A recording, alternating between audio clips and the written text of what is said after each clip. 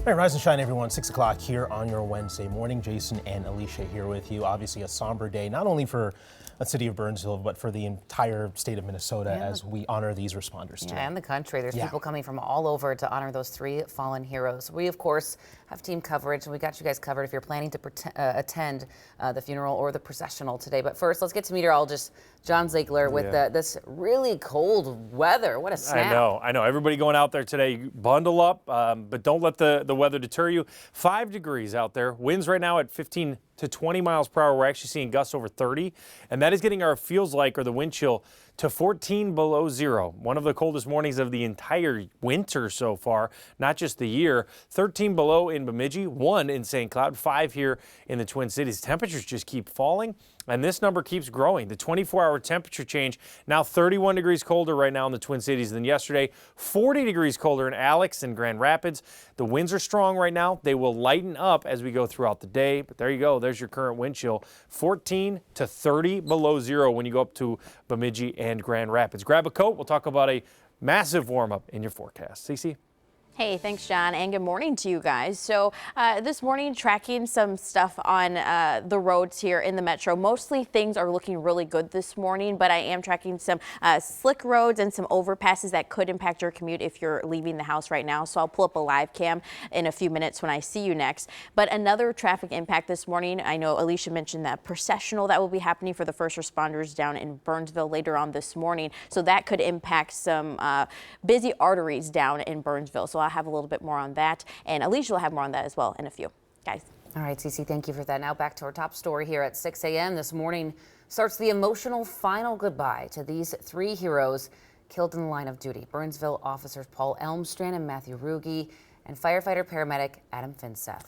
In the next few hours, thousands are expected to make their way to a memorial service, followed by a procession spanning from Eden Prairie to Burnsville. Michelle Beck is live outside of Grace Church in Eden Prairie right now. Michelle.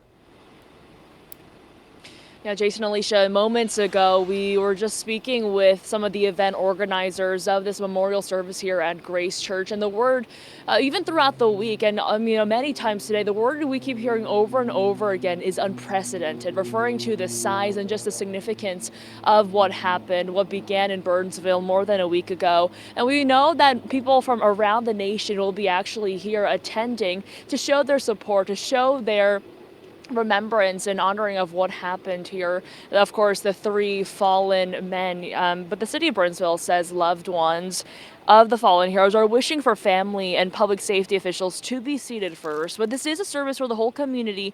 You can watch it online from home, or you can watch the stream with others. Nearly 2,000 people can find seats at the Prince of Peace Lutheran Church in Burnsville. This incident, it shattered Burnsville's foundation, and Prince of Peace feels honored that the city came to us and asked if we could host this live streaming event, and we're hoping that people being together in our sanctuary will be a part of that healing process. And so the latest number that we got is 9,000. That's the number of seats that we're going to expect between Grace Church, Prince of Peace Church, and a lot more. There are many ways, of course, that you can show your support. Of course, that procession is going to be happening. You can line the streets and watch that procession go by. And also just expect to see a lot of firearm salute. We're going to see a ceremonial flyover. We're going to see lots of law enforcement, again, from all over the nation. And even Governor Tim Walz is planning to be here on site later on. So it's going to be a day-long event, a day-long coverage that we'll bring to you as it goes on. Jason, Alicia. All right, Michelle, thank you. And speaking of that processional route, great spots for folks to line up would be within the city of Burnsville, because again, they did want folks to pay their respects and show their support and respect. But again, starts at 2 o'clock at around that time in Eden Prairie, hopping on Highway 13 East. And once it gets towards the Burnsville community, it's going to stop by the Burnsville Fire Station, down on Parkwood Drive to Burnsville Parkway, and that's when it's going to loop around the Burnsville Police Department, down Civic Center Parkway, and then hop on Nicollet Avenue past the Prince of Peace Church. And then that is when it's going to disperse along 35W. We do have a full list, though, of all of the roads that will be closed or impacted. So we'll take it full here on your screen. Parkwood Drive, Burnsville Parkway, and Nicollet Avenue. Those roads are typically incredibly busy, so if you do live in those areas, just a heads up for these closures. Now, a reminder for folks in that area or are planning to attend the processional, some reminders: yield when possible when you see that processional moving through. Do not try to cut into the processional line. Pull over when possible, and then look for that final vehicle before resuming normal driving behavior. Again, be respectful, be patient. You can find all of the details regarding today's funeral and processional posted right now at KARE11.com. And for students in the Burnsville-Egan Savage School District, they will not have school today due to the memorial service. And Burnsville City offices are also closing today. Law enforcement leaders are finalizing plans to cover emergency calls during the service. The Dakota County Sheriff's Office has taken over most calls this week to allow Burnsville police time to grieve. The sheriff says more than 100 deputies and support staff are attending today's service, along with 500 other officers and employees from police departments across the county. Several departments outside of the county are sending in officers to fill in. It's been a challenge. The city of Burnsville is a large city, and they are very active as far as calls for service. And we've been challenged with that, but we've been able to maintain it and get through some things here. Nearly 24 law enforcement agencies have helped the city of Burnsville so far. A city spokesperson says the Burnsville Police Department will resume law enforcement duties by this weekend. It's been an incredibly emotional week as we come to grips with what happened. City leaders in Burnsville are calling this past week the darkest time in the community's history. It all began last Sunday morning with a domestic call for child abuse. The officers spent hours trying to get 7 children out of the home when they were shot and killed. This morning, we're learning more about how the gunman in the deadly standoff got his guns. The owner of a Burnsville gun shop has confirmed one of the firearms Shannon Gooden used was traced to his store and purchased by someone other than Gooden. Gooden was banned for life from possessing guns because of a felony conviction.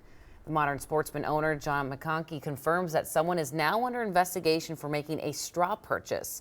It's a federal crime to lie on background check, which specifically asks whether the gun is being purchased for someone else. And be sure to stay with us as we continue to follow this story. We, of course, will bring you live coverage of today's events throughout the day on air and online at KARE11.com. Time now 6:08. We have to catch you up on some breaking news this morning. In the last 4 hours, we learned police are investigating an incident in northeast Minneapolis. This is new video from the scene overnight along University at 26.5 Avenue. You can see crime scene tape put up and evidence markers on the ground. Now, we have reached out to police about an hour ago to figure out exactly what happened. So far, we have not heard back, but we will let you know if we learn anything more. About 10 hours earlier, police were on the scene of another shooting just south of downtown where 1 man died and 3 others were hurt. Good morning, I'm Danny Spiewak. Minneapolis police continue to investigate a quadruple shooting that happened on the city's south side yesterday afternoon in the Ventura Village neighborhood. This happened near the intersection of Franklin and Chicago and Franklin and Elliott that the police chief, Brian O'Hara, says is a known crime hotspot due to narcotics and drug activity. Historically, there's been narcotic sales here. And then obviously, whenever you have a problem with fentanyl and narcotics, that's, illicit sales, there's money to be made. It's not clear what led up to this most recent shooting, but police say 1 man, 34 years old, died on scene. There were 3 other people in their 30s taken to the hospital. Time 6:09, turning now to the 2024 presidential primary. Candidates are now setting their sights on Super Tuesday with Michigan's primary now in the books. Here are the results on the Republican side. Former President Donald Trump defeats Nikki Haley once again, winning more than 68% of the vote. He adds 9 delegates.